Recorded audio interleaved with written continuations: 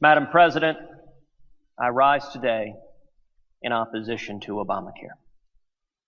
I rise today in an effort to speak for 26 million Texans and for 300 million Americans. All across this country, Americans are suffering because of Obamacare. Obamacare isn't working. And yet, fundamentally, there are politicians in this body who are not listening to the people. They're not listening to the concerns of their constituents. They're not listening to the jobs lost, to the people forced into part-time work, to the people losing their health insurance, to the people who are struggling. A great many Texans, a great many Americans feel that they don't have a voice. And so I hope to play some very small part in helping provide that voice for them.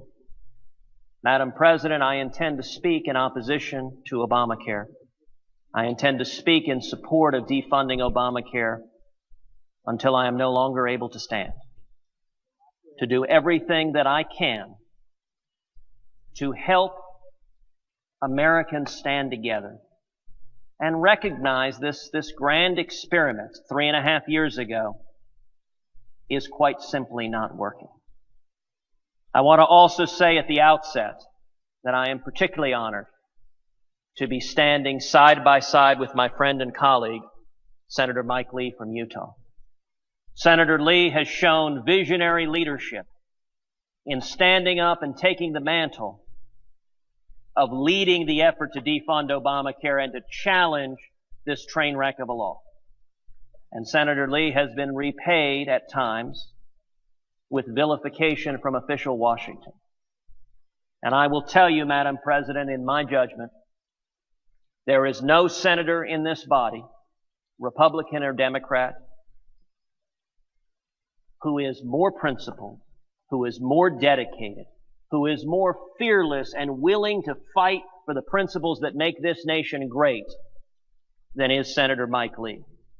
And it is a singular privilege to serve with him and to stand side by side with him and so many others in this body, and even more importantly, so many millions of Americans all across this country.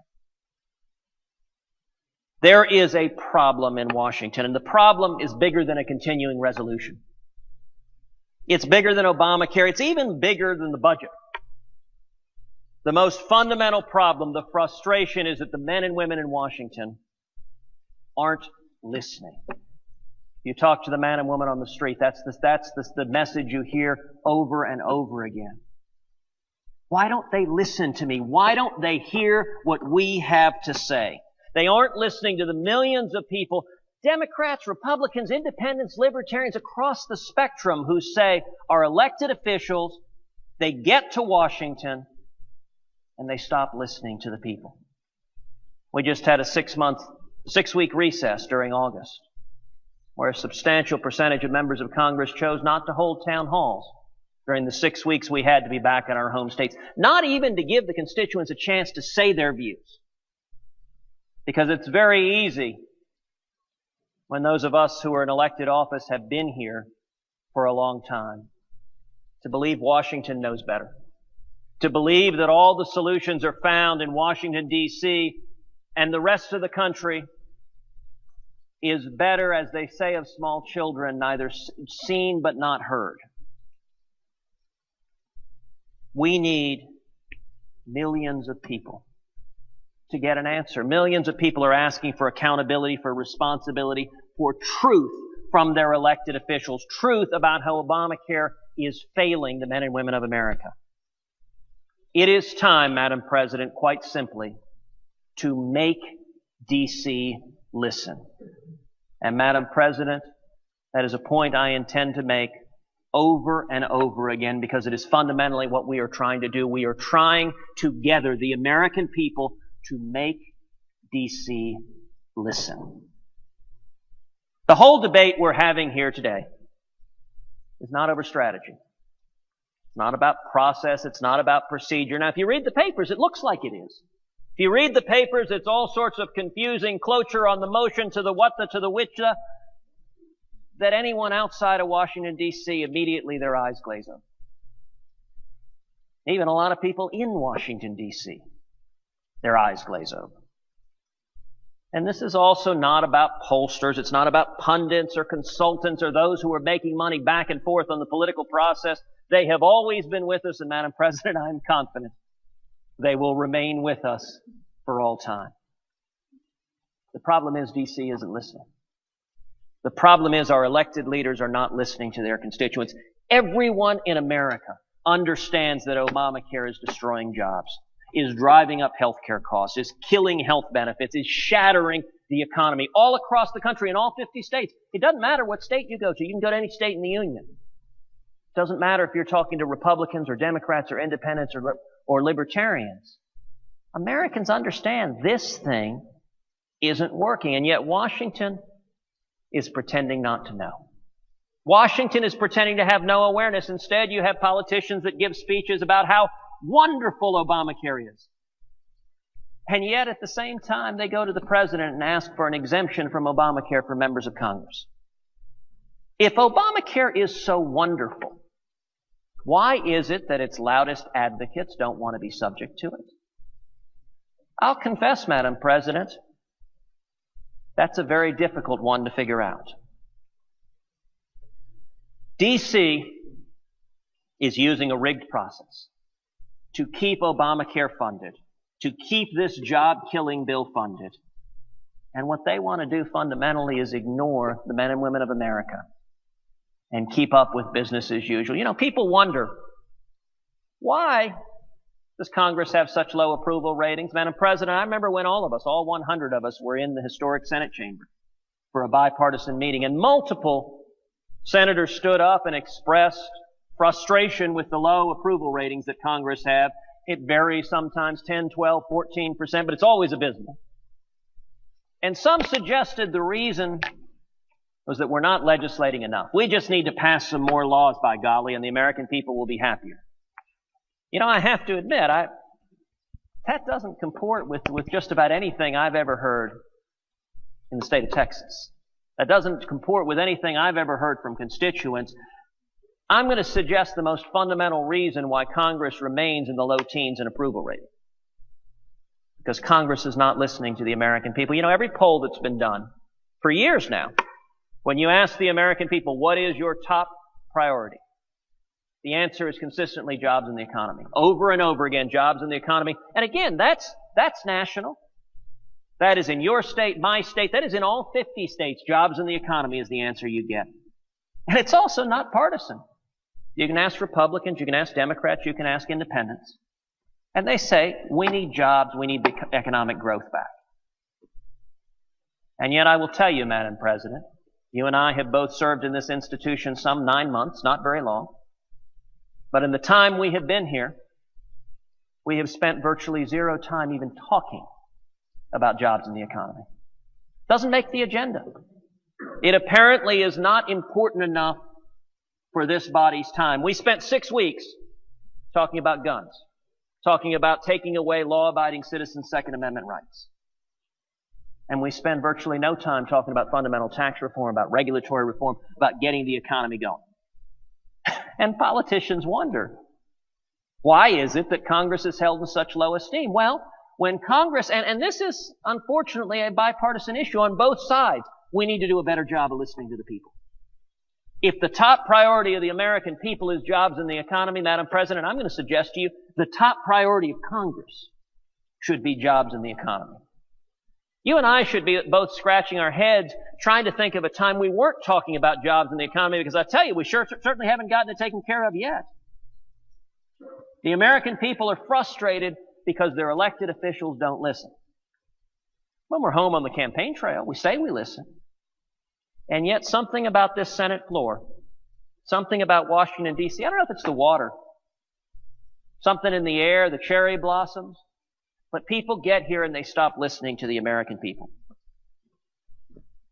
You know, throughout the state of Texas as I travel, and I spent the month of August and the beginning of September traveling virtually every day on the road throughout Texas and across the country, listening, hearing the stories. The American people are hurting. This is a difficult time. Look, the very rich, they're doing fine. In fact, they're doing better under President Obama than they were before. But hardworking American families are struggling, and their life has become harder and harder and harder. And Madam President, Obamacare is the biggest job killer in this country. The American people want to stop this madness. And so do I. Here in Washington, we pass million-dollar bills, billion-dollar bills no one's ever read, often without even voting on them. We call it unanimous consent. It's only unanimous because they don't let anyone know. Here in Washington, we spend $2 trillion more than last year, and then tell voters we save money. The system is deliberately designed to hide what we're really doing.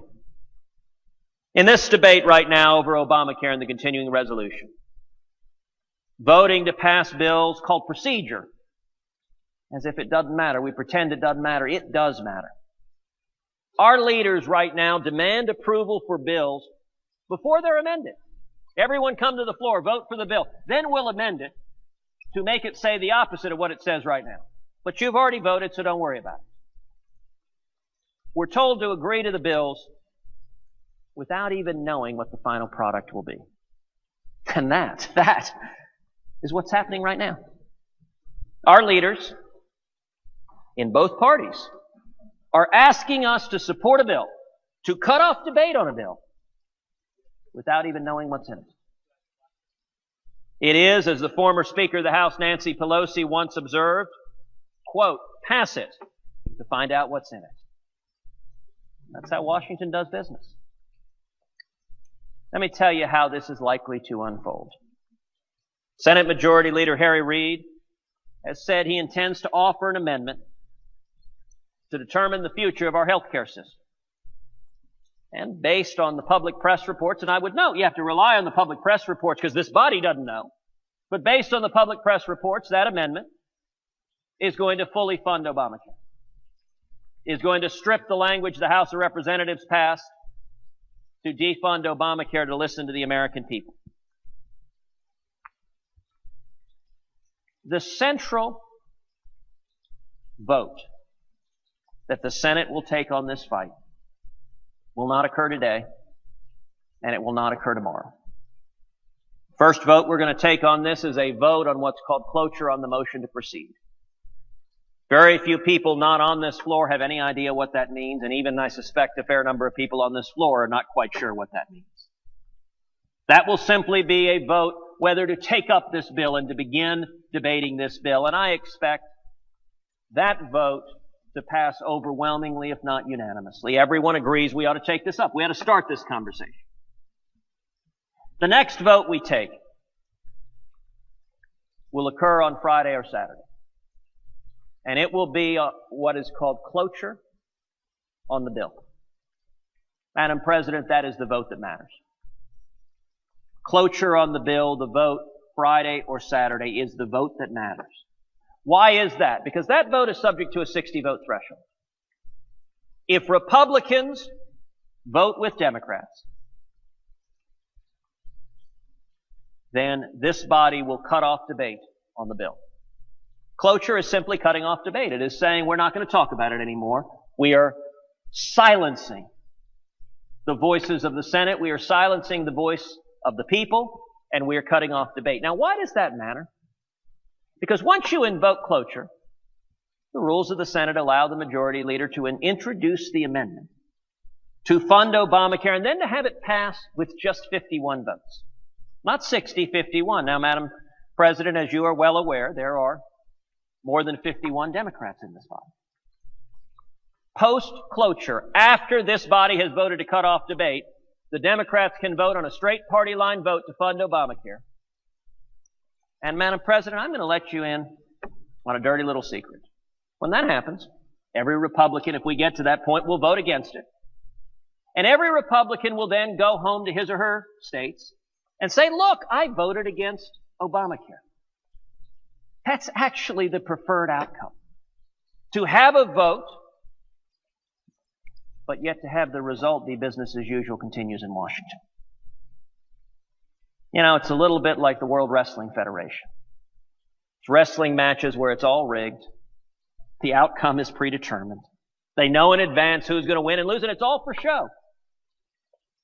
You know, there's some members of this body that if we could have 100 show votes saying, here's what we're for, but mind you, none of them are actually going to change the law. None of them are actually going to occur. None of them are going to make one iota of difference to the American people because they'll never become law. But we'll get to vote over and over again on proving how committed we are to principle A, B, C, D, or E. That, curiously, would make a significant number of senators happy. Madam President, our constituents deserve more. No more fake fights. No more hiding your votes.